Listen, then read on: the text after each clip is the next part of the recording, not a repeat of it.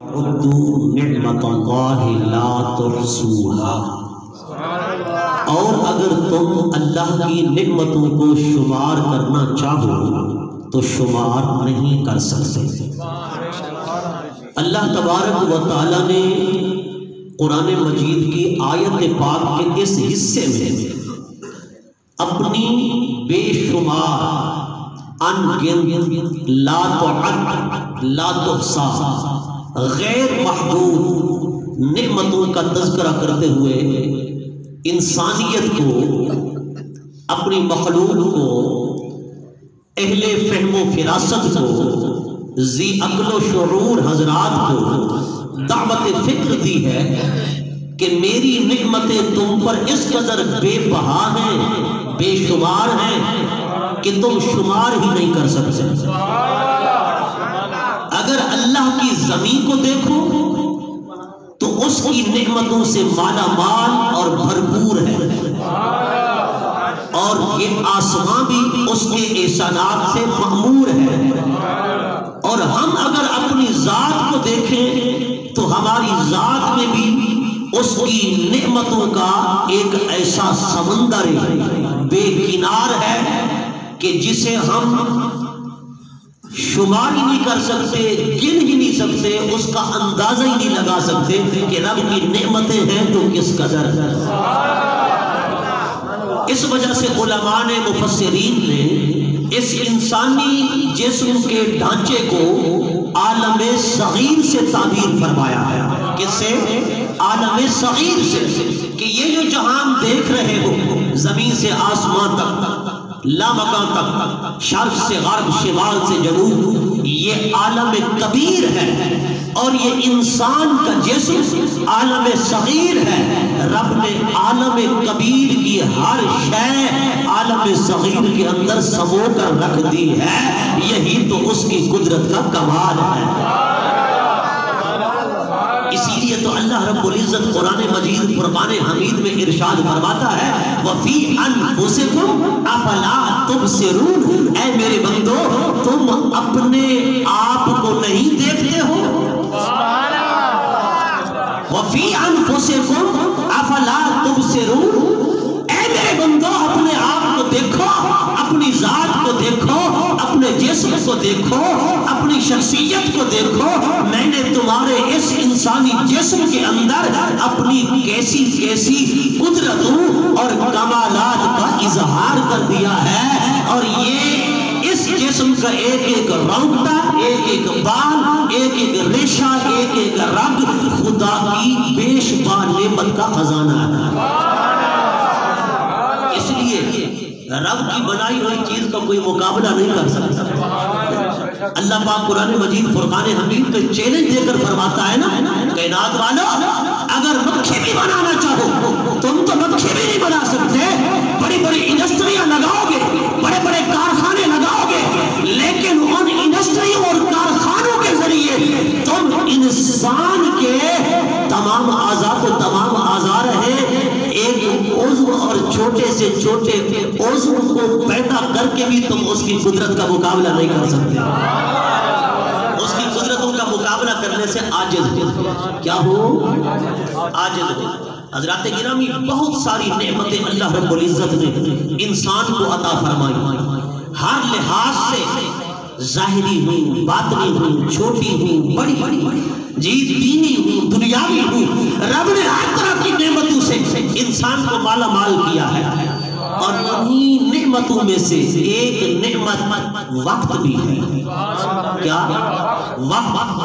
وقت بھی ایک نعمت ہے، اور یہ ایک ایسی نعمت ہے کہ باقی نعمتوں کے ساتھ اگر اس وقت کا موازنہ کیا جائے، اس کا مقابلہ کیا جائے، ان کو تولا جائے، تو باقی نعمتوں کا کوئی نہ کوئی بدل ہے، لیکن وقت کا کوئی بدل نہیں ہے۔ وقت کا ایک لمحہ نکلا ہوا پھر ہاتھ نہیں آ سکتا۔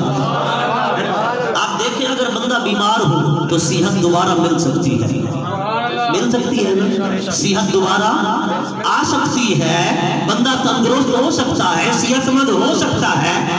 اگر بندہ بیمار ہے صحت مل جائے گا، غریب ہے، فقیر ہے، نادار ہے، مفلس ہے، دوبارہ مالدار ہو جائے گا۔ دوبارہ غنی ہو جائے گا، ہاتھ خالی ہے پیسے سے دوبارہ پیسہ آ جائے گا، اگر بندے کا گھر نہیں ہے گھر آ جائے گا، اولاد نہیں ہے رب اولاد بھی عطا کر سکتا ہے، جی سواری نہیں ہے رب سواری بھی عطا فرما سکتا ہے۔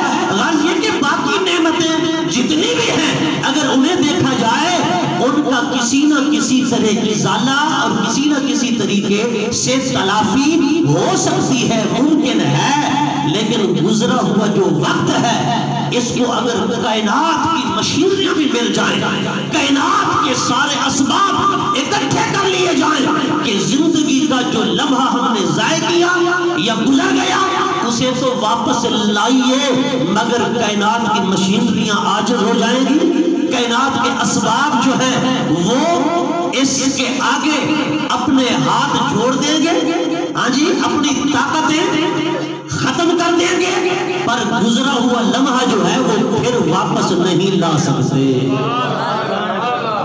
بولو ذرا محبت کے ساتھ۔ وقت جو ہے اس قدر قیمتی ہے، یہ لا زوال خدا کی نعمت ہے، وقت جو ہے بیش بہا اللہ رب العزت کا قیمتی خزانہ ہے۔ اس وقت کے اندر اگر کوئی بندہ کوتاہی کرتا ہے، وقت کو ضائع کر دیتا ہے تو پھر اس کا بدل مل نہیں سکتا۔ اللہ رب العزت جل مجدہ الکریم قرآن مجید فرقان حمید میں اور کئی مقامات پر وقت کی قدر و منزلت اور وقت کی اہمیت کے حوالے سے کئی قسمیں ارشاد فرماتا ہے، اور وہ قسم ارشاد فرما کر وقت کی اہمیت، وقت کی قیمت اپنے بندوں کو بتا رہا ہے کہ میرے بندوں دیکھو یہ وقت کتنا قیمتی چیز ہے، یہ وقت کتنا اہم چیز ہے۔ اللہ رب العزت کہیں فرماتا ہے والصبح، قسم ہے صبح، صبح بھی ایک وقت ہے، کہیں فرماتا ہے والعصر، قسم ہے عصر کی، عصر بھی ایک وقت ہے، کہیں فرماتے ہیں والضحیٰ، قسم ہے چاشت کی، چاشت بھی ایک وقت ہے، کہیں فرماتا ہے واللیل، قسم ہے رات کی، رات بھی ایک وقت ہے، کہیں فرماتا ہے والنہار، قسم ہے دن کی، دن بھی ایک وقت ہے، کہیں فرماتا ہے والفجر، قسم ہے فجر کی، یعنی فجر کے وقت کی۔ اللہ نے قرآن مجید کے اندر اوقات کی اہمیت سمجھانے کے لیے کہ وقت کی کتنا اہمیت ہے، وقت کتنا قیمتی ہے، رب نے انہی اوقات کی قسمیں یاد فرمائی ہیں، اور قسمیں یاد فرما کے انسان کو بتایا کہ اے انسان وقت کو خوش گپیوں میں، مذاق مسخری میں، آوارگی میں، فضولیات میں اپنے ان قیمتی زندگی کے لمحات کو، ان قیمتی ساعتوں کو، ان قیمتی گھڑیوں کو ضائع مت کر، یہ تو اتنا قیمتی ہے کہ میں خدا ان کو پیدا کرنے والا ہوں، پر پیدا فرما کر میں ہی خود قسمیں یاد فرما رہا ہوں۔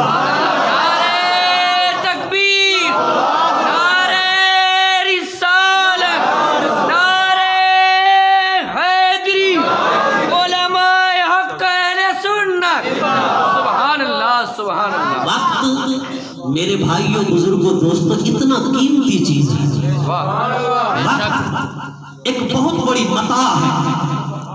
اللہ رب العزت اگر وقت عطا کرے تو اس وقت سے فائدہ اٹھانا چاہیے، وقت کو ضائع نہیں کرنا چاہیے۔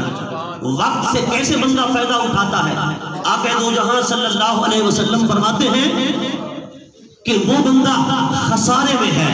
حضرت سیدنا عبداللہ ابن عباس رضی اللہ تعالی عنہما سے روایت ہے، حضور فرماتے ہیں وہ بندہ خسارے میں ہے جس کو رب دو نعمتیں عطا کرے اور ان دو نعمتوں سے فائدہ نہ اٹھائے، خسران میں ہے، نقصان میں ہے، گھاٹے میں ہے، خسارے میں ہے۔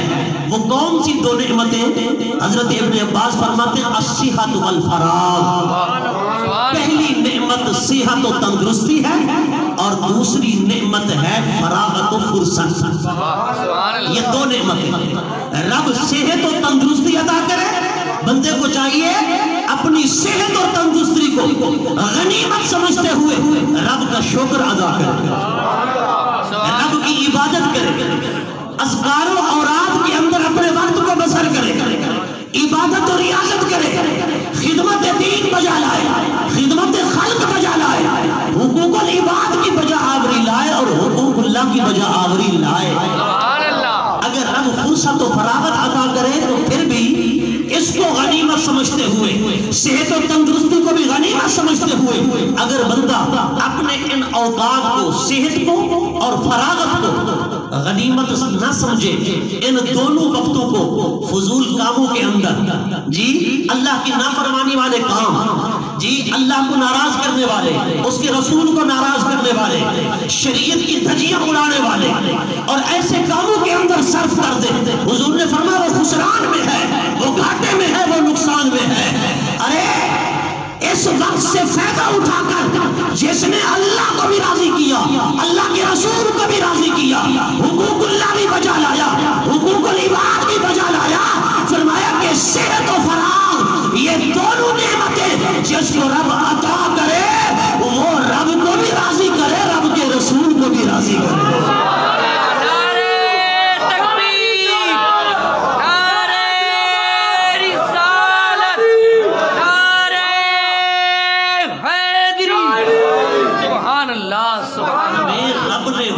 اس لیے نہیں دیا ہے کہ ہم صرف اور صرف دنیا کے دھندے اور معاملات ہی گزارتے رہیں۔ رب نے وقت اس لیے دیا ہے، بزرگوں کی زندگیاں دیکھیں، اگر وقت ملتا نا وہ خام کا بیٹھ کر گپے شپے نہیں لگاتے تھے، وہ فارغ وقت کے اندر نوافل ادا کرتے تھے، فارغ وقت کے اندر کتابیں لکھتے تھے، وہ فارغ وقت کے اندر اللہ کا ذکر کرتے تھے، فارغ اوقات سے وہ فائدہ اٹھا کر اللہ رسول کو راضی کرنے کی کوشش کرتے تھے، اللہ رسول کے فرامین پر اطاعت کی کوشش کرتے تھے، اس کی بندگی بجا لانے کی کوشش کرتے تھے۔ وہ وقت کو ایسے خوش گپیوں میں، مسخرہ پن میں گزار نہیں کرتے تھے، بلکہ ان وقت کو اچھے لمحات میں، اچھے اوقات میں، اچھی گھڑیوں میں اور اچھے ماحول میں بسر کیا کرتے تھے۔ ایک اور حدیث پاک میں آقا علیہ السلام نے فرمایا 5 چیزوں کو 5 چیزوں سے پہلے غنیمت سمجھو۔ حضور کی حدیث پاک ہے اغتنم خمسا قبل خمس، حضور فرماتے ہیں 5 چیزوں کو 5 سے پہلے غنیمت سمجھو۔ سب سے پہلی چیز فرمایا کہ صحتک قبل سقمک، اپنی بیماری سے پہلے اپنی صحت کو غنیمت سمجھو۔ اس سے پہلے کہ بیمار ہو جاؤ، بیمار ہو جانے سے پہلے رب نے صحت عطا فرمائی ہے، صحت و تندرستی کو غنیمت جانو اور صحت و تندرستی میں ہی مخلوق خدا کی خدمت کرو، خدا کے دین کی خدمت کرو، حضور کے دین کی خدمت کرو، حقوق اللہ بھی بجا لاؤ، حقوق العباد بھی بجا لاؤ۔ اور دوسری چیز فرمایا تیری مصروفیت سے پہلے جو فراغت ہے، فراغت قبل شغلک، فرمایا کہ تیری مشغولیت و مصروفیت سے پہلے، اس سے پہلے کہ تو مصروف ہو جائے، وہ بندہ جس نے ابھی تک شادی نہیں کی، جتنا فراغت اسے حاصل ہے شادی کے بعد اور مصروفیت بڑھ جاتی ہے، لہذا فرمایا فراغت قبل شغلک، اپنی مشغولیت سے پہلے فراغت کو غنیمت سمجھ اور اس سے فائدہ اٹھا، اپنی فراغت کے وقت کو ضائع نہ کر، اپنے فارغ اوقات کو، فرصت کے اوقات کو ضائع نہ کر۔ آقا علیہ السلام نے فرمایا اس کو بھی غنیمت سمجھ کے فائدہ اٹھا۔ اور تیسری چیز فرمایا جوانی بڑھاپے سے پہلے، جوانی بڑھاپے سے پہلے رب تمہیں بڑھا کر دے، فرمایا اس سے پہلے جوانی کو غنیمت سمجھ کہ جو کام بندہ جوانی میں کر سکتا ہے وہ بڑھاپے میں نہیں کر سکتا۔ بڑھاپے کے اندر تو وہ بیماریوں سے فارغ نہیں ہوتا، بڑھاپے کے اندر تو وہ اپنے آپ سے ہی باہر نہیں نکلتا، تو دوسروں کی کیسے سوچے گا؟ جی کبھی فلاں تکلیف تو کبھی فلاں تکلیف، کبھی فلاں درد تو کبھی فلاں درد، جی کبھی فلاں بیماری تو کبھی فلاں بیماری۔ بڑھاپے کے اندر بندہ کئی بیماریوں کا شکار ہو جاتا ہے، کئی چیزوں کا شکار ہو جاتا ہے، جس کی وجہ سے وہ نہ رب کی عبادت ادا کر سکتا ہے، نہ بندوں کے حقوق ادا کر سکتا ہے۔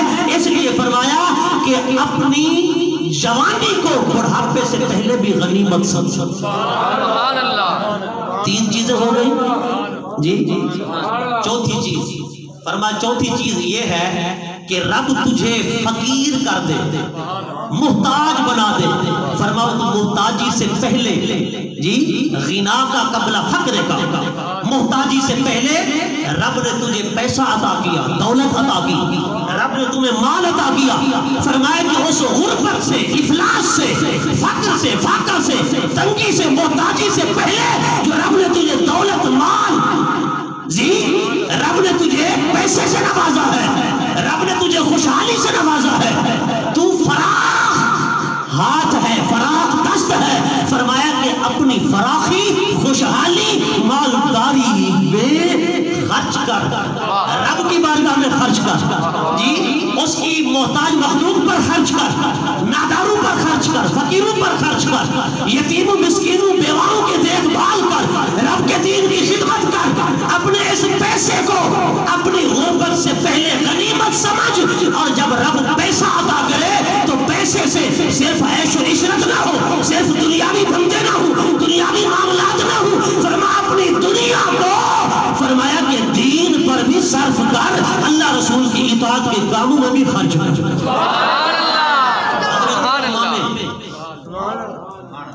مالک رحمت اللہ تعالی علیہ ایک اور بزرگ کے بارے میں آتا ہے، وہ فرماتے ہیں اے علماء کی جماعت، اے طلباء کی جماعت، اے فقیروں، اے ناداروں، اے مسکینوں، میں تجارت ہی اس لیے کرتا ہوں تاکہ تجارت سے جو نفع حاصل ہو میں تمہاری خدمت کروں۔ فرماتے علماء او طلباء، اور فرماتے ہو فقیروں اور مسکینوں، او ناداروں، او محتاجوں، اگر تم نہ ہوتے میں کبھی تجارت نہ کرتا۔ میری تجارت کا مقصد ہی یہی ہے کہ جو منافع اور فوائد حاصل ہوں گے میں وہ تم پر ہی خرچ کروں گا اور صرف آخرت بن جائے۔ حضرات گرامی، پانچویں چیز حضور نے فرمایا حیات کا قبل موت، فرمایا کہ تیری زندگی تیری موت سے پہلے، یہ اس قدر قیمتی متاع ہے۔ حضور نے فرمایا اسے غنیمت سمجھو، اسے غنیمت جانو کہ رب نے تمہیں زندگی عطا فرمائی ہے۔ رب چاہتا تو تمہیں پیدا ہی نہ کرتا، رب چاہتا تو جانور بنا دیتا، رب چاہتا تو پرندہ بنا دیتا، رب چاہتا کوئی اور مخلوق بنا دیتا۔ رب نے تجھے اشرف المخلوقات میں سے ایک ایسا انسان بنایا جو صرف انسان ہی نہیں بلکہ محمد عربی کا غلام بھی ہے، حضور کا غلام بھی ہے۔ جسے اس نسبت پہ فخر ہے وہ بولے، باقی چپ رہے گا۔ بڑے حضرات کی زبان ہی نہیں ہلی۔ اصل میں چکر یہی ہے نا کہ بڑی سے بڑی نعمتیں ہم چپ میں گزار جاتے ہیں۔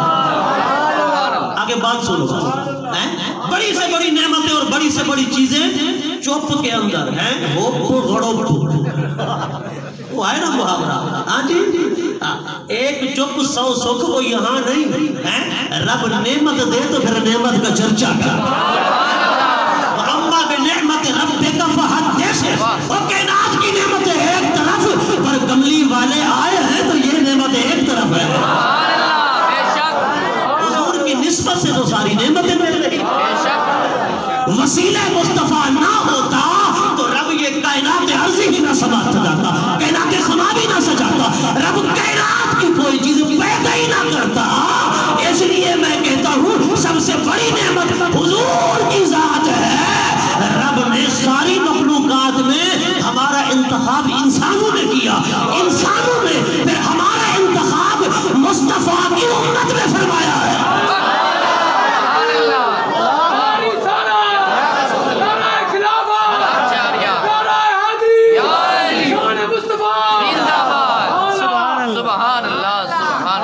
یہ تو وہ نعمت ہے جس کا جتنا بھی شکرانہ ادا کریں اتنا کم ہے۔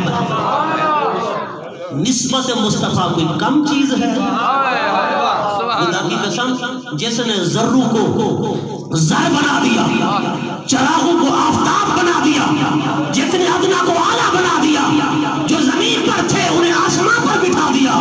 نسبت مصطفیٰ کا تو یہ کمال تھا کہ وہ بلال حبشی، ارے جسے کوئی ہاتھ ملانا گوارا ہی نہ کرتا تھا، میرے مصطفیٰ نے فتح مکہ کے موقع پہ فرمایا او بلال آذان پڑھو۔ حضرت بلال سینے کعبہ میں کھڑے ہو گئے تاکہ آذان پڑھیں۔ حضور نے فرمایا بلال ٹھہر جا، آذان ایسے نہیں پڑھنی، کعبہ کی چھت پہ جا، وہاں جا کے آذان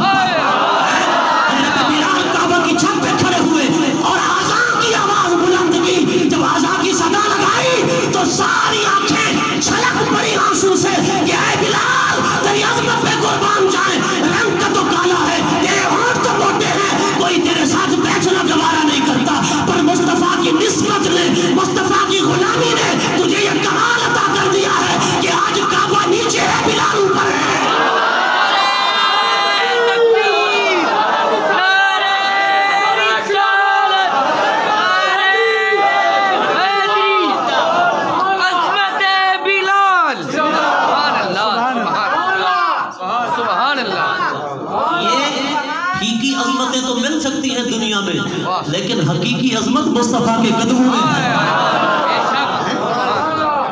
حقیقی عظمت چاہتے ہو، شان و شوکت چاہتے ہو، آؤ مدینے والے مصطفیٰ کے قدم پکڑ لو۔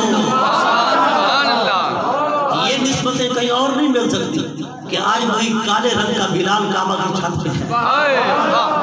نسبت مصطفیٰ کا ہی تو کمال تھا۔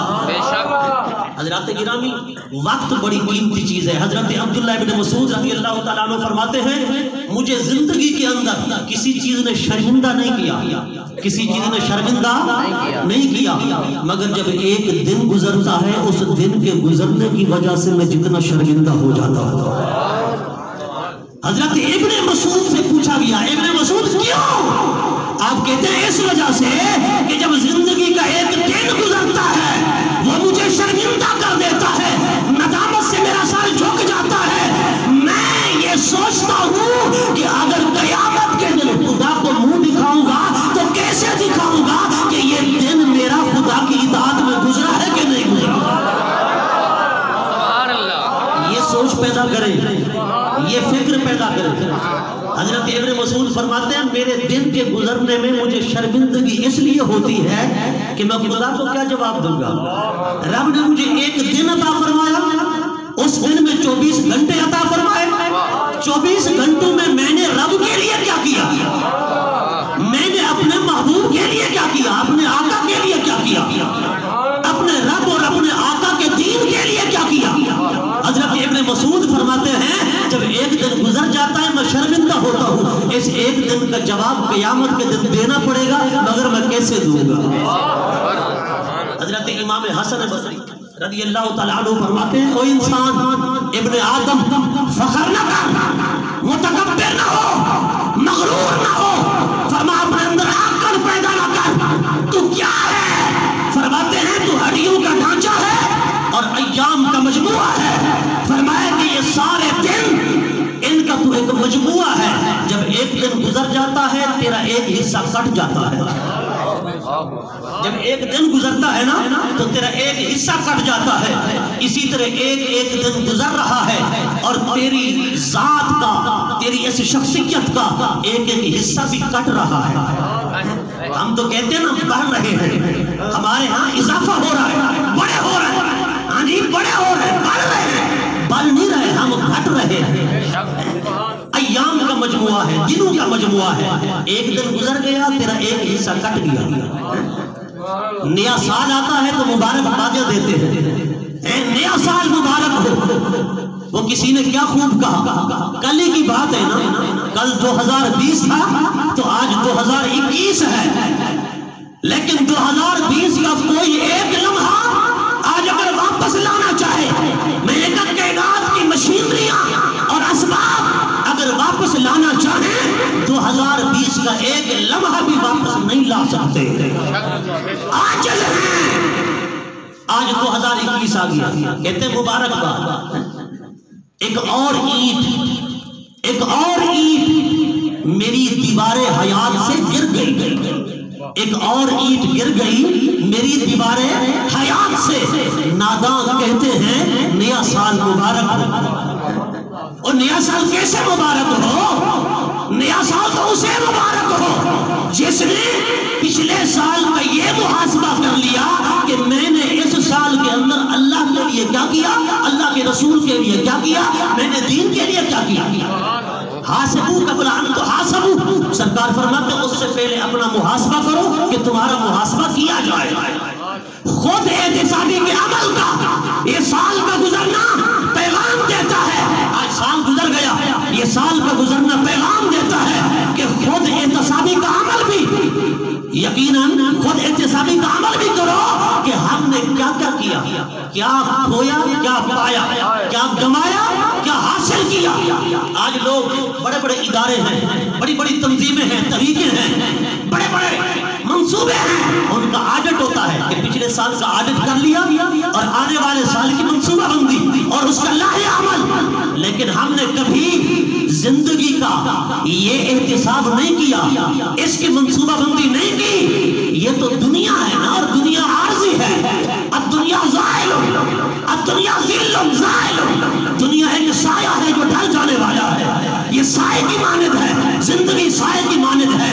ارے جو اس قدر عارضی چیز ہے، یہ 2020 بتا گیا کہ او لوگوں خوشیاں مت مناؤ، یہ خوشیاں منانے کی چیز نہیں، یہ تو غم منانے کی چیز ہے، آنسو بہانے کی چیز ہے کہ یہ دیکھو تم نے پچھلے سال میں جو کچھ کیا وہ کیا کیا، اس کا احتساب کرو، اور پھر اگلے جہان کے لیے کیا کیا، یہ احتساب کرنا چاہیے نا اپنا۔ جیسے ہر کوئی آڈٹ کرتا ہے، ہم بھی آڈٹ کریں نا، ہم نے عالم آخرت کے لیے اس سال گزشتہ میں کیا کیا اور آئندہ سال میں ہمارا لاہ عمل کیا ہوگا، عالم آخرت کے لیے ہم نے کیا کیا ہے، قبر کے لیے کیا کیا ہے، آخرت کے لیے کیا کیا ہے۔ بولے والے انسان، بولے والے ہمارے مسلمان، اب مسلم بھی غیر مسلم بھی سب جو ہے نیو ایئر کی خوشیاں مناتے ہیں، نئے سال کی خوشیاں، اس میں ہلا بازی بھی ہو، ہاں جی، اس کے اندر پتنگ بازی بھی ہو، اس کے اندر ون ویلن بھی ہو، اس کے اندر آتش بازی بھی ہو، اس کے اندر مردوں عورتوں کا اختلاط بھی ہو، بے پردگی بھی ہو، اور شراب و شباب بھی ہو، اور ان کی یہ نیو ایئر کی محفلیں کمال و تمام طریقے سے سجتی ہی اس وقت ہے جب محفل کے اندر شراب بھی ہو اور عورت بھی ہو، اور وہ بھی ننگی اور نیمریاں، پھر یہ کھیل تماشا پورا ہوتا ہے۔ اور مسلمانوں ہوش کے ناخن لو، رب نے جو تمہیں قیمتی تہوار عطا فرمائے حضور کی نسبت سے کیا خوشی منانے کے لیے وہ کم ہے؟ کبھی مدر ڈے مناتے ہو، کبھی فادر ڈے مناتے ہو، کبھی ویلنٹائن ڈے مناتے ہو، بھائی یہ تو یہود و نصارہ ہیں جنہیں رب نے کچھ دیا ہی نہیں، رب نے دیا ہی سب کچھ مسلمانوں کو ہے، ان کی خوشیاں پھیکی ہیں، ہماری خوشیاں حقیقی ہیں۔ پھیکی خوشیوں کے پیچھے پڑھ کر حقیقی خوشیوں کو ٹھوکرا نہ بار بار، حقیقی خوشیوں کو ٹھوکرے مت مارو۔ اور یہ سال جو گزرا ہمارے لوگوں کو اسلامی سالوں کا پتہ ہی نہیں، اسلامی سال کون سا ہے، اس کے مہینے کون سے ہیں جی، یہ تو سن عیسوی، یہ عیسائیوں کا نظام تاریخ ہے جس کا آغاز جنوری سے اور اختتام جو ہے دسمبر پر ہوتا ہے، اور ہمارا جو مسلمانوں کا نظام تاریخ ہے، ہمارا نظام تاریخ تو اسلامی ہے، ہجری ہے، اور وہ محرم الحرام سے شروع ہوتا ہے اور ذوالحجۃ الحرام پر ختم ہوتا ہے۔ ہمیں چاہیے غیروں کے نظام تاریخ کو اپنانے کی بجائے اپنے نظام تاریخ کو اپنائیں، اپنا نظام تاریخ۔ ایک پڑھے لکھے بندے نے پوچھا مفتی صاحب یہ بتائیں، لوگ کہتے ہیں شب معراج، یہ شب معراج شعبان میں ہوتی ہے اور شعبان کی کس رات کو ہوتی ہے؟ میں نے کہا ٹھیک ہے، تیرا پڑھا ہونا تجھے مبارک ہو، یہ پڑھے لکھوں کا حال ہے، تو ان پڑھوں کا کیا حال ہوگا؟ ہمیں محرم، صفر، ربیع الاول، ربیع الثانی، ہمیں اسلامی مہینوں کے پورے نام نہیں آتے، ان کی تاریخوں کا پتہ نہیں، اپنے تہواروں کا پتہ نہیں، اور 31 دسمبر کی رات 12 بجے کا بےتابی کے ساتھ ایسا انتظار ہوتا ہے کہ ادھر 12 بجنے میں 5 منٹ بچے اور ون ویلن کیسے ہو، فائرنگ کیسے ہو، اور اس کے اندر آتش بازی کیسے کریں، اور اس کے اندر کھیل کود ناچ گانے، ہاں جی، اس کے اندر بڑے عریانی فحاشی کے پارٹ دکھائے جائیں اور بڑے اہتمام و انتظام کیے جائیں۔ اس کے اندر یہ دیکھیں کہ کتنے لوگوں کو آپ ستاتے ہیں، کتنے لوگوں کو آپ تکلیف پہنچاتے ہیں، کتنے لوگوں کو اذیت دیتے ہیں، کتنے لوگ جانوں سے ہاتھ دھو بیٹھتے ہیں، کتنے لوگوں کی عزتیں لٹتی ہیں، کہ یہی اسلام کا پیغام ہے۔ اور مسلمانوں ہوش کے ناخن لو، کیا تم یہودیوں اور عیسائیوں کے تہواروں کو لے کر اور ان کے ایام کو لے کر تم اسلام پر مسلط کرنا چاہتے ہو؟ تمہارے اندر اسلام کیا ہے، ایمان کیا ہے، اور تمہارے اندر اپنے دین کی، اپنے مذہب کی غیرت کیا ہے کہ غیروں کے تہوار لے کر تم اس طرح کی خوشیاں اور بے حیائیاں کرو، اس طرح کی خوشیاں جو اللہ رسول کو ناراض کرنے والی ہوں، اللہ رسول کے احکامات کو چیلنج کرنے والی ہوں۔ حضرات گرامی، مسلمانوں کے لیے لمحہ فکریہ ہے، ہمیں یہ احتساب کرنا چاہیے کہ سال گزشتہ میں ہم نے اللہ رسول کو کتنا راضی کیا، اور آئندہ سال ہمارا منصوبہ کیا ہوگا، ہمارا لاہ عمل کیا ہوگا۔ اللہ رب العزت ہمیں عمل کی توفیق عطا فرمائے۔ وآخر دعوانا ان الحمد